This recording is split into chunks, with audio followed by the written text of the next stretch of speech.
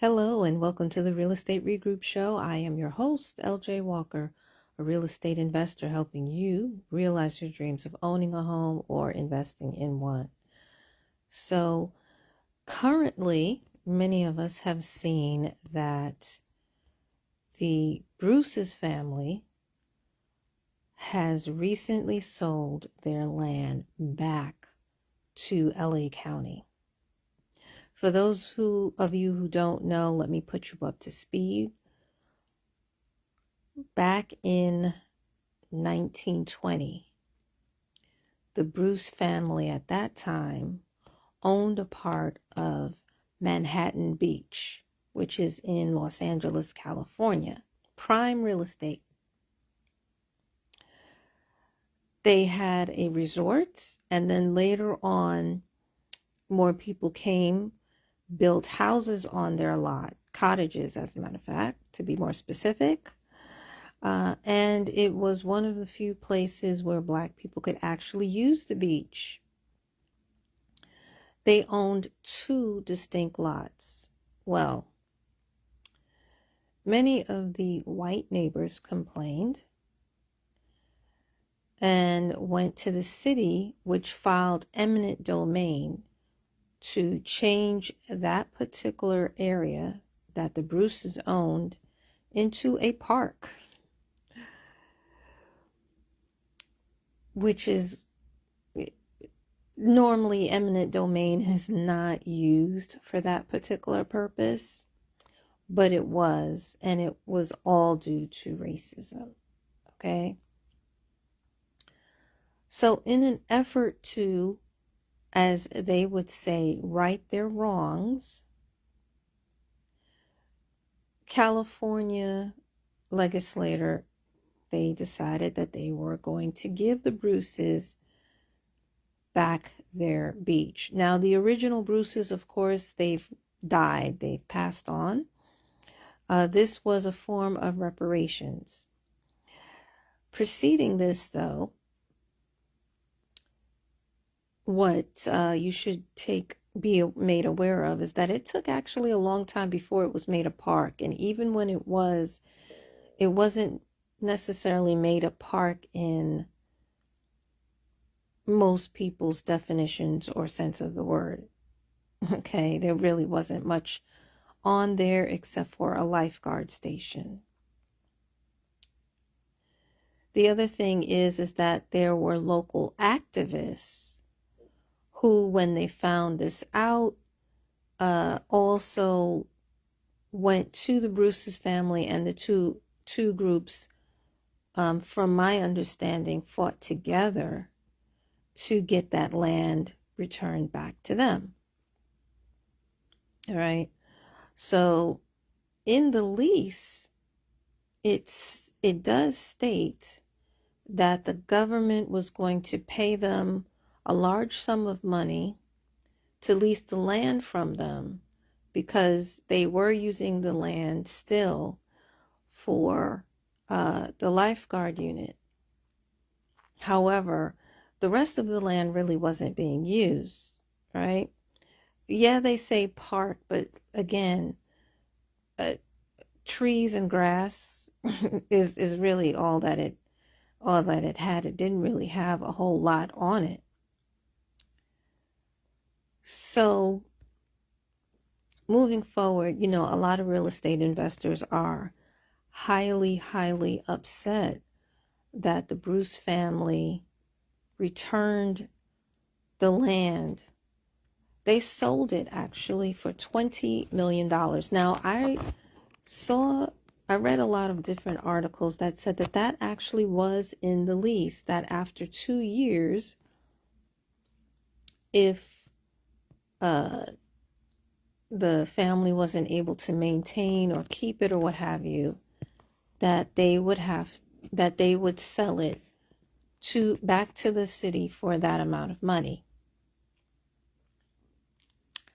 Now, mind you, the city actually was going to maintain the property, but it's the rest of the property that wasn't being used that I guess was not being maintained. And I believe that in the beginning, they may have thought that they would be able to use that land because that is prime real estate. Okay. And 20 million is definitely an underestimate. I understand that the land is not developed, but you have houses next to that plot, those two plots, excuse me, that cost more than 20 million. All right. So I want to just give some insight because I don't think a lot of people realize that that was in the lease. It was leased to them pretty much. Now, here's what I understand of it. And I'm gonna come to the family's defense to a certain degree. Okay. So I understand, as many real estate investors, Europe's, especially Black real estate investors, it's very disheartening. But here is the situation. We don't know enough about the Bruce's family, the current family. We know that historically, their great-grandparents who bought it, they knew real estate. But we don't know if that real estate education was passed over to them. That's number one. Number two, there was only 4 descendants that would have been able to split it, split things up as far as the 20 million is concerned, or as far as actually owning the property is concerned. We know for a fact that all 4 live in another state. And that in itself is a challenge. Trust me, I know. I've done 2 gut rehabs remotely, and it can be quite difficult. All right. Second, or really third, one thing kind of leads into another. Because they live out of state, right? We don't know if they had any contacts within California. And I don't mean just have a relative that lives over here and lives over there. No, I mean, did they know any general contractors in California?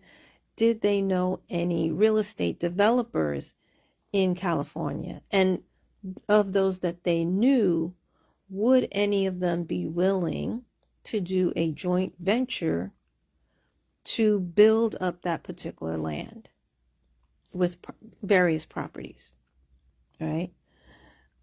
The other thing is this. California has some strict zoning laws, and from what I understand, that land was not zoned for commercial use. Part of that land was probably also considered wetlands, and if it's considered wetlands, you can't develop on it. I know that not all of it, but a certain part of it was. The other part, you would have actually had to build single family homes. And as I mentioned before, there are single family homes right next to those lots that cost $20 million, right? To build a home can take about 18 months.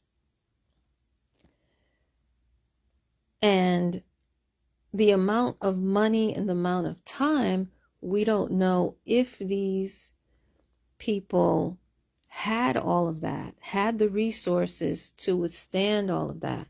So don't be quick to call people stupid and ignorant, because that might not necessarily be a fair assessment.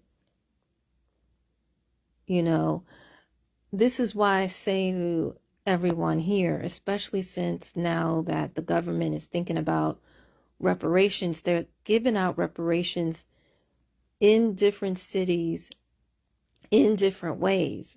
Not all cities are getting it, of course, but many have already started the ball rolling. And the Bruces, just so that you guys know, they are not the only African American family in California that will get their property turned back over to them. There are several other Black families that are there too, and hopefully they will see this particular situation that happened with the Bruces, sit down and strategize, maybe even make some connections, do some networking with an architect, with some general contractors, with some developers, do a partnership with them in case, find out about the zoning of the land that is about to be returned to them so that they know what to do as soon as it happens, so that they don't end up like the Bruces. Because look, $20 million in today's world is not a lot of money, especially in California. So let's really think about that for a moment. The other thing is this: land, especially land that's not developed, the taxes are a lot higher than land that is developed. Since we don't know what kind of jobs they have, we don't know if they would have been able to afford to cover the taxes. We don't know if the money that they would have been getting, and I understand it was like 400,000. Yes, that's a lot of money, but would that have been enough to cover the taxes on that land once they got it back? And if it is, would it have been enough for them to pay the taxes and to develop the land the way they, well, maybe not necessarily the way they wanted to, but just develop the land, period, to the point where they actually make a profit. You see, that particular land, unfortunately, like a lot of people say, oh, they could have done this, they could have done that, like they could have built a club, right? A club is considered commercial property. It's not considered residential property. They would have had to go to the government and fight to have the zoning laws change. And when I say fight, I don't mean just going up to somebody and cursing somebody out. All right. I don't even mean that at all. It takes money to make that kind of change. Look at what happened with Michael Jackson, Never Never Land. That property could definitely be turned into commercial property. But the locals there, that's not what they want. And the zoning board has it zoned to be strictly residential and not to have a whole lot of houses on it. So that's one of the reasons why, for those of you who are fighting to get your homes back, fighting to get back the land that was taken from you. And this is not something that just happens with Black Americans, African Americans. Native Americans are doing the same. I have a friend actually who is trying to get her land back. She's Native American, and her family once had land in Mississippi. Okay. She doesn't live in Mississippi, but she wants it back because it is rightfully hers. But what we have to think now is, yes, mindfully and heartfully, that property is yours. You have the right to fight and take it back. But once you get it back, you need to strategize. Okay, once I get this back, what am I going to do with it? Because you don't want to end up in a situation where, the $20 million, yes, some of you who may not know, that's a lot of, yes, that is a lot of money. However, that $20 million, like I said, is being divided amongst 4 of them. And taxes is going to take half of that out if they don't turn around right away and buy property, let's say where they live, and develop that property. Or, invest in, let's say, an apartment building or whatever it is that they had their heart on. Because they did say that they wanted to take the money and put it towards other investments. The other dynamic is the fact that it is 4 different relatives. 3, I believe 3 are cousins, and then 1 is the father of one of the other men, right? So what you're also going to deal with is the fact that they may not have all agreed as far as what to do with the property. Meaning it was like, rah, rah, rah, this is our property, it belongs to us, it's ours. Our family purchased this in 1920, and the other lot was purchased in 19 such and such. So this is our property. The government wrongfully stole it from us due to racism. Okay, so the government finally gives it back. Yay, we got the property back. Uh-oh, now we don't know what to do with it. And this is exactly what happened with the Bruce's family.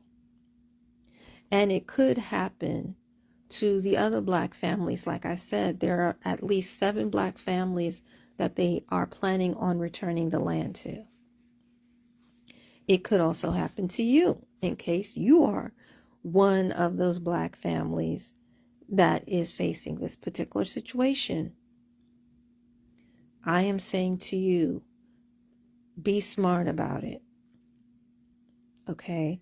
I'm saying to you is have a plan that most of you can get on board and agree with. Okay, once we get this land, this is what we're going to do. We're going to develop it. Do you have a developer there? Do you have a contractor there? Do you have an architect there? Like, what do you have there? Is there property already built on that particular land? How much income is it generating? Can we make any improvements to increase that income? How much is it going to cost to make those improvements? What is the zoning laws in that particular area that affects the property that our land is on? Is there any wetlands? Is there any brownfields?